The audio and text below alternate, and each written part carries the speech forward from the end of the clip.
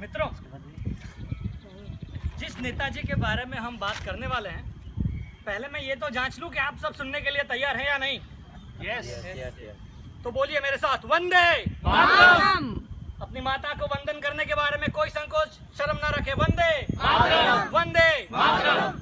जी हाँ, बिल्कुल इसी तरह नारे से गूंज उठा होगा पूरा लाहौर हमारे स्वाधीनता दिवस 26 जनवरी के दिन। ये क्या बोल रहा हूं मैं? लाहौर 26 जनवरी स्वाधीनता दिवस। जी हाँ, 26 जनवरी 1931 के दिन कांग्रेस के लाहौर अधिवेशन में सबसे पहले पूर्ण स्वराज का नारा रखा गया।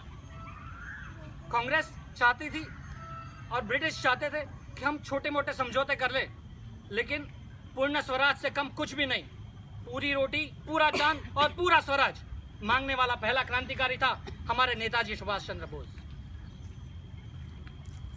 एक संपन्न परिवार में पैदा हुए नेताजी के पिताजी एक बहुत ही अच्छे जाने माने और समृद्ध वकील थे। अंग्रेजों ने उन्हें राय बहादुर का इल्काब दिया हुआ था। नेताजी के जीवन की सबसे बड़ी विडंबना क्या है? नेताजी अंग्रेजों के बंदी कलकत्ता में थे, वहां से पेशावर पहुंचे, वहां से अफगानिस्तान से रशिया होकर के जर्मनी पहुंचे, हिटलर से बात की, हिटलर को हिंदुस्तान के बारे में उनकी गलतफहमियों से वाकिफ कराया। फौज और युद्ध के बीच में 90 दिन सबमरीन से आधी दुनिया पार करके जर्मनी से होकर के जापान पहुंचे, तोजो से मिले। सुभाष बाबू ऐशो आराम की जिंदगी जी सकते थे, लेकिन उन्होंने कभी ड्राइवर तो कभी गूंगे की एक्टिंग की, कभी पठान बने तो कभी क्रिश्चियन बने, अकेले चलते रहे। सुभाष बाबू का एक ही धर्म था, भारतीयता। उनकी कोई कास्ट, कोई लैंग्वेज नहीं थी, सिवाय इसके कि हिंदुस्तान को जल्द से जल्द आज़ादी दिलाई जाए। ऐसे अपने सुभाष बाबू की, नेताजी के जीवन की विडंबना क्या थी?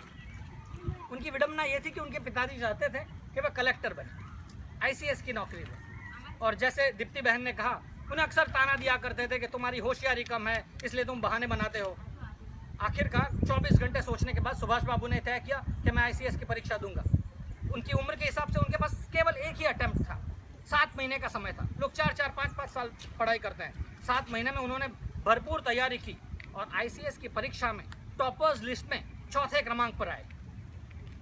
उन दिनों ये तो मुमकिन ही नहीं था कि कोई हिंदुस्तानी ICS टॉप कर जाए, पर सुभाष बाबू 4थे क्रमांक पर आए।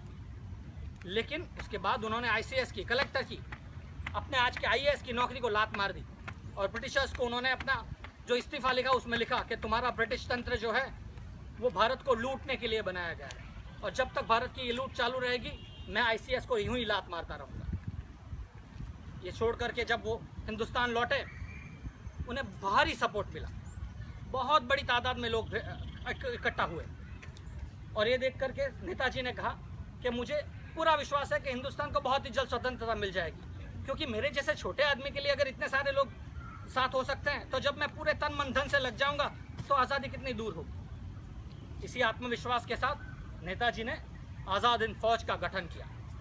हम सबको गर्व होना चाहिए कि आज़ाद हिंद फौज का हेडक्वार्टर सरजमीन सिंगापुर में था, और जैसे हमको आशीष भाई ने बताया, 21 अक्टूबर 1943 के दिन स्वतंत्र भारत की घोषणा नेताजी ने इसी सिंगापुर से की, फेयर पार्क से। पडंग में उनकी मार्च होती थी। INA मॉन्यूमेंट अब भी एस्प्लेनेड पार्क पडंग में मौजूद है, आप जाकर के उसे विजिट कर सकते हैं। सेकेंड वर्ल्ड वॉर के बाद माउंटबेटन ने उसे डिस्ट्रॉय कर दिया था, लेकिन नेहरू जी जब आए 1959 में उसे पुनः स्थापित कर दिया गया है, और थैंक्स टू सिंगापुर गवर्नमेंट अब वो वहीं पे खड़ा है और उसका रख रखाव सिंगापुर गवर्नमेंट करती है। 21 अक्टूबर 1943 के दिन स्वाधीन भारत का ऐलान हुआ और 9 देशों ने उसे मान्यता दी, जैसे कि आशीष भाई ने हमें बताया। सुभाष बाबू की फौज कूच करते हुए बर्मा से होकर के भारत तक पहुंच गई। मणिपुर की कैपिटल इम्फाल तक हम पहुंच गए, लेकिन तब युद्ध की परिस्थिति बदली और जापान की प्रमुखताएं भी बदली। अमेरिका युद्ध में शामिल हो चुका था और एक दिन में 2000 टन, एक हफ्ते में 10,000 टन बम अमेरिका ने जापान पे फेंके। अब तक हिरोशिमा और नागासाकी पे अणुबम फेंके नहीं गए थे, लेकिन 10,000 टन से पूरा टोक्यो नेस्तो नाबूद हो गया। 2 लाख के ऊपर नागरिकों की जान गई। टोक्यो था नहीं था सा हो गया और जापान को रिट्रीट करना पड़ा। वैसे भी जापान की प्राचीनता और सुभाष बाबू की प्राचीनता अलग थी। जापान ने जो वैश्यपन सिंगापुर में दिखाया, उससे कहीं ज़्यादा अंडमान निकोबार में दिखाया, जिससे सुभाष बाबू वाकिफ नहीं थे, जो बाद में हमें पता चला। अपनी रसद सप्लाई चेन कट जाने के कारण सुभाष बाबू को रिट्रीट करना पड़ा। वो चाहते तो प्लेन से वहीं से निकल सकते थे, लेकिन नहीं। रानी लक्ष्मी ब्रिगेड की महिलाओं को साथ देने के लिए वो पैदल 400 किलोमीटर तक चले और वो सिंगापुर पहुंचे। अब तक जापान सरेंडर कर चुका था, सेकेंड वर्ल्ड वॉर खत्म होने वाला था। सरेंडर के लिए अगर सुभाष बाबू को अंग्रेज़ों के हाथ लगते तो वो उन्हें कतई मंजूर नहीं था। वो रशिया के प्रिजनर बनने को तैयार थे, पर अंग्रेज़ों के नहीं। इसलिए उन्होंने तय किया कि वो रशिया जाएंगे, लेकिन रशिया जाना मुमकिन नहीं था, तो क्योंकि बहुत ही मुश्किल था। तो जापान ने उन्हें 2 प्लेन्स दिए। एक प्लेन में करीब 18 जापानी और बाकी में कुछ 18 हिंदुस्तानी। सिंगापुर से पेनांग गए, पेनांग से बैंकॉक, बैंकॉक से साइगोंग वियतनाम गए, और वियतनाम में उन्हें कहा गया कि ये 2 प्लेन को वापस जाना पड़ेगा बैंकॉक, क्योंकि उनके पास उनकी ज़रूरत कहीं और है। और सिर्फ एक ही प्लेन उन्हें मुहैया किया गया जिसमें सिर्फ 18 लोग बैठ सकते थे। और जापानियों का जापान पहुंचना बहुत ज़रूरी था सरेंडर डॉक्यूमेंट्स पे साइन करने के लिए। सिर्फ एक ही सीट दी गई। नेताजी ने कहा मैं नहीं जाऊँगा, अकेला नहीं जाऊँगा। तो उनके साथी हबीबुर रहमान के साथ उन्हें भेजा गया। नेताजी अपने साथ 80 किलो सोना लेके गए। उस सोने में मंगलसूत्र थे, नथें थी, इयररिंग्स थी।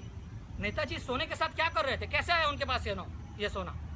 आज़ाद हिंद फौज जब सिंगापुर में गठित हुई तो सिंगापुर के 4000 प्रिजनर ऑफ वॉर्स थे जो नेताजी के साथ जुड़े। नेताजी ने और फौजों को आह्वान किया और 50,000 की तादाद हुई। उस समय Singapore, Malaysia, south east Asia में 20 से 30 लाख हिंदुस्तानी थे। उनको नेताजी ने आह्वान किया कि give me money, give me material, give me man, but most importantly give me your motive. तभी स्वतंत्रता हमारे हाथ आएगी। लोगों ने अपनी तिजोरियां खुली छोड़ दी। माता ने, बहनों ने अपने मंगलसूत्र निकाल करके दे दिए। एक माँ अपने अंधे बेटे के साथ नेताजी के पास आई और उसने कहा कि नेताजी मेरे बेटे को ले लो, आपकी फ़ौज में शामिल कर लो। नेताजी ने कहा हाँ माँ, पर ये तो देख नहीं सकता, ये कैसे लड़ेगा? तब वो अंधा बेटा बोला कि हाँ सुभाष बाबू। क्या कहा उसने? हाँ सुभाष बाबू, मैं देख नहीं सकता, पर अगर मैं आपकी फ़ौज में शामिल हो गया तो दुश्मन की कम से कम 1 गोली तो कम कर ही दूंगा। ये थे हमारे क्रांतिकारी। ये रहा है साउथ ईस्ट एशिया और सिंगापुर का contribution towards Indian freedom struggle. और ये थे हमारे नेताजी। नेताजी चाहते तो ऐशो आराम की ज़िंदगी जी सकते थे, लेकिन उन्होंने क्या चुना? प्रश्न ये उठता है कि हम अपने देश के लिए क्या कर सकते हैं। मेरा एक छोटा सा सुझाव है, लेकिन उसके पहले एक छोटा सा प्रश्न जो आप सोच सकते हैं। नेताजी के एक आह्वान पे 50,000 की सेना जुट गई। माने कि वो 50,000 फौजी जो अंग्रेज़ों के साथ थे, वो अंग्रेज़ों के विरुद्ध विमुख हो गए, अंग्रेज़ों के सामने लड़ने के लिए तैयार हो गए। ऐसे नेतृत्व वाले इंसान को क्या जापान की मदद लेना ज़रूरी थी? वो विप्लव, वो रिवॉल्यूशन जो नेताजी ने साउथ ईस्ट एशिया में किया, अगर वही विप्लव वो हिंदुस्तान की आर्मी के साथ करते तो 24 घंटे के अंदर रुखसत हो जाती ब्रिटिशर्स की। और हुई भी। जैसा कि हमारे भाई ने कहा, जब 300 युद्ध कैदियों का खटला चला, कि मुकदमा चला, उसके बाद विप्लव हुआ। बॉम्बे में, चेन्नई में हमारे सैनिकों ने अंग्रेज़ों की बात मानने से इनकार कर दिया और अंग्रेज़ों को समझ में आ गया कि जल्दी हमें निकलना पड़ेगा। और उसके बाद बहुत ही जल्द हमें आज़ादी मिली। पर मैं नम्रता से कहना चाहूँगा कि हमें इस समीकरणों में नहीं पढ़ना चाहिए कि इनकी वजह से आज़ादी मिली या इनकी